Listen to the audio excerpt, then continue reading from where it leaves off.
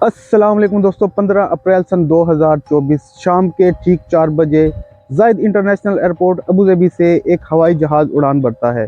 ये हवाई जहाज़ यूएसए की एक प्राइवेट कंपनी का जहाज़ है। इस जहाज़ का सीरियल नंबर है N6151A। इस जहाज़ की उड़ान का मकसद है यूएई में क्लाउड सीडिंग के ज़रिए बारिश करवाना।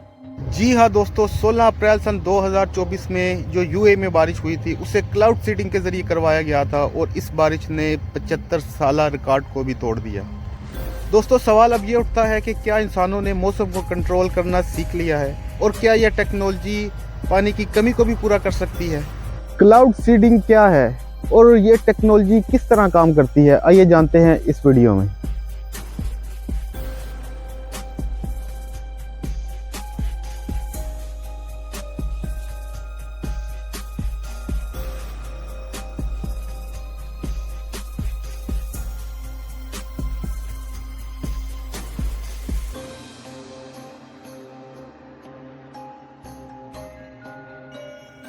दोस्तों, मेरा यह कहना गलत नहीं होगा कि इंसानों ने काफ़ी हद तक मौसम को कंट्रोल करना सीख लिया है। इस क्लाउड सीडिंग टेक्नोलॉजी की मदद से हम जहां चाहे वहां बारिश करवा सकते हैं। क्लाउड सीडिंग टेक्नोलॉजी को समझने से पहले हमें इस बात को समझना होगा कि आखिर क्लाउड होते क्या है, आखिर ये बादल होते क्या हैं और ये किस तरह बनते हैं। दोस्तों, शायद आपको याद हो कि हमने स्कूल में पढ़ा था कि पानी की 3 इकसाम होती हैं, ठोस, माया और गैस। ठोस बर्फ़, माया पानी, गैस बहरात। दोस्तों, हमारी ज़मीन पर बहुत सारे बहरात जमा होते हैं और बहरात ज़्यादा हो तो हवा में नमी भी ज़्यादा होती है। ये बहरात जब आसमान पर पहुंचते हैं, ठंडी हवा या फिर ठंडी जगह से गुजरने पर पानी में तब्दील हो जाती है, जिसके नतीजे में हमें स्नोफॉल या बारिश देखने को मिलती है। क्लाउड सीडिंग, मसनूई बारिश, ये क्या है और ये टेक्नोलॉजी किसने बनाई। दोस्तों, बात कुछ इस तरह है कि सन 1943 में डॉक्टर विंसेंट शेफर एक अमेरिकन केमिस्ट और मेथियोसिस्ट भी थे। ये रिसर्च कर रहे थे एयरक्राफ्ट आइसिंग एंड प्रेसिपिटेशन के ऊपर। सन 1946 में इन्होंने एक कोल्ड बॉक्स का इस्तेमाल किया, एक ऐसा बॉक्स जो बहुत ज़्यादा ठंडा था। डॉक्टर शेफर ने सोचा कि अगर मैं इस बॉक्स को और ज़्यादा ठंडा कर दूं तो क्या होगा। डॉक्टर विंसेंट शेफर ने इस बॉक्स को और ज़्यादा ठंडा बनाने के लिए ड्राई आइस का इस्तेमाल किया। Basically dry ice carbon dioxide का सोल्ट फॉर्म होता है।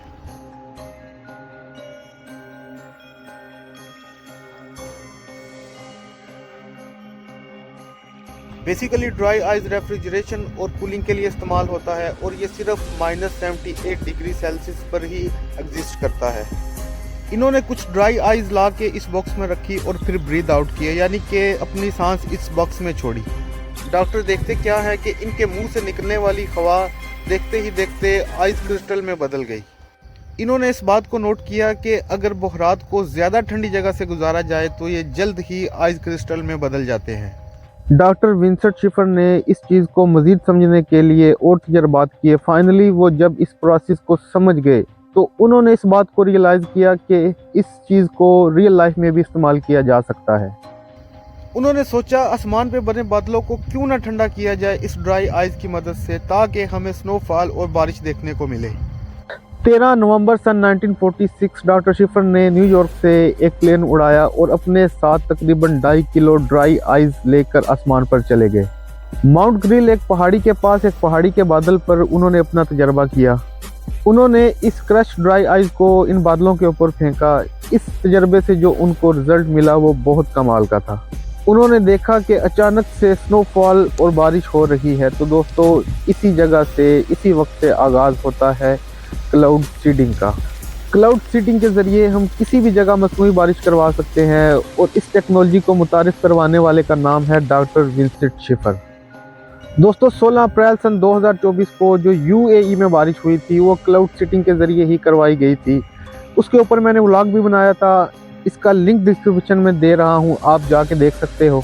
दोस्तों, मैं इस बात को भी मानता हूँ कि उस बारिश से लोगों को थोड़ी बहुत तकलीफ हुई होगी, उनकी गाड़ियाँ थोड़ी डूबी होंगी, ऑफिस जाने में प्रॉब्लम हुई होगी, सोने बैठने उठने में प्रॉब्लम हुई होगी, लेकिन अल्हम्दुलिल्लाह कुछ जानी नुकसान नहीं हुआ और दुबई गवर्नमेंट ने तो पूरे एक दिन में पूरा पानी वहां से दुबई से उठा लिया था टैंक। लेकिन टिकटॉक के ऊपर, यूट्यूब के ऊपर, फेसबुक के ऊपर लोगों ने इतनी फेक न्यूज़ फैलाई है इस बारिश के बारे में कि इतना नुकसान हो गया, इतना जानी नुकसान हो गया। मेरी मदर कंट्री पाकिस्तान है, लेकिन मेरी होम कंट्री यूएई है और मैं यूएई में रहता हूँ और मैंने यहाँ के सारे हालात देखे हैं, ऐसा कुछ भी नहीं हुआ। लेकिन अब जहाँ पे रहते हो, जहाँ पे कमाते हो, जहाँ पे खाते हो, उस मुल्क की बदनामी मत करो। अगर तुम इस मुल्क को फ़ायदा नहीं पहुंचा सकते तो नुकसान पहुंचाने की भी कोशिश मत करो। अगर यही बारिश इंडिया, बांग्लादेश या फिर पाकिस्तान में हुई होती और इतना पानी खड़ा हो जाता, कौन आता तुम्हारी मदद को? क्या तुम्हारे हुक्मरान आते तुम्हारे पास और यहाँ फिर इतनी जल्दी पानी निकाल देते? नहीं निकालते। लोग मरते, डूब के कुछ मरते, कुछ भूख से मरते, कुछ बीमारियों से मरते। मेरे दोस्तों, मेरे भाइयों, आपने अपना और अपने घर वालों का रिस्क यहीं से कमाना है। ये आपकी होम कंट्री है। अपनी होम कंट्री को बचाओ, अपनी होम कंट्री को साफ रखो, इसको ज़्यादा से ज़्यादा सपोर्ट करो।